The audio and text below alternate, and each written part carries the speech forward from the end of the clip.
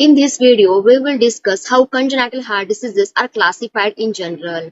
Depending upon the presence and the severity of associated lesions, the hemodynamics and thus the presentation of congenital heart diseases can vary.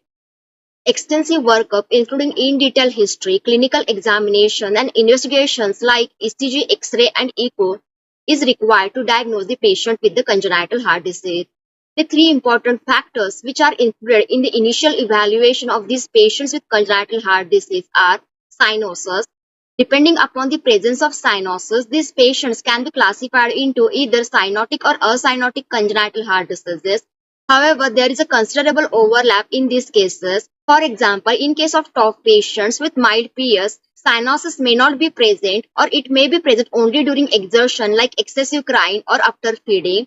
In contrast, in case of ASD, which is a acyanotic congenital heart disease, the reversal of shunt, that is Eisenmengerization, can present with cyanosis. The second important factor is pulmonary vascular markings on chest X-ray.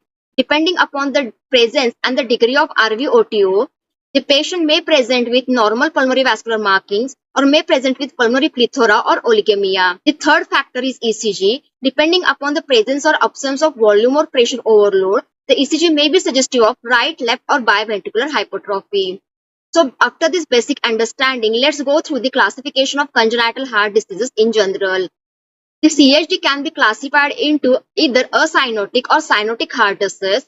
Further, the acyanotic heart disease can be classified into either volume overload or pressure overload disease, while cyanotic heart disease can be classified with either decreased pulmonary blood flow or with increased pulmonary blood flow. Now moving to the in-detail classification of acyanotic congenital heart disease. In case of patients presenting with acyanotic congenital heart disease with volume overload, it can be because of either left to right shunts, associated regurgitation lesion, or cardiomyopathy.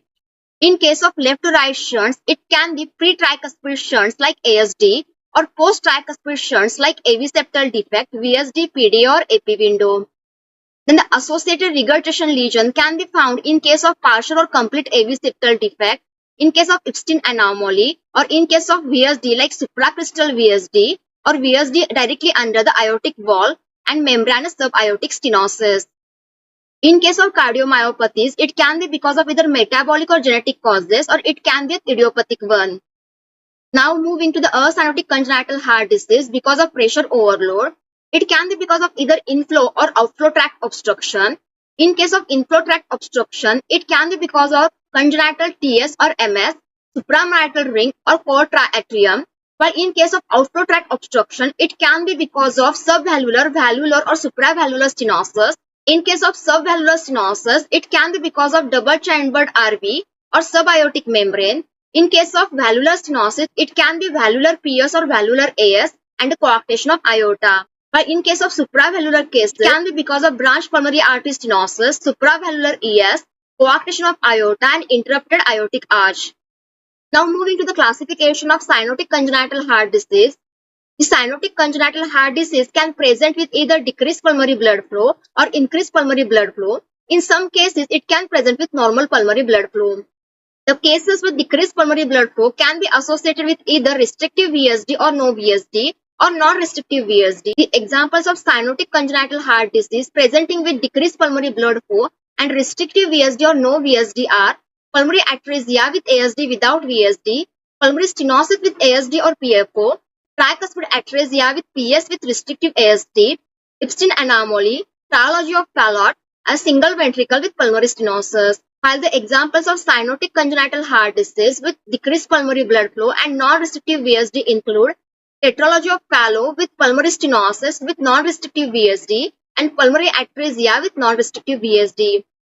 While the examples of cyanotic heart disease presenting with increased pulmonary blood flow include TGA, TAPVC, truncus arteriosus, and hypoplastic left heart syndrome. So this is the classification of congenital heart disease in general. Later on in subsequent videos, when we will discuss particular congenital heart disease, we will go through the classification of that particular congenital heart disease in detail. So these are the references you can go through for further details.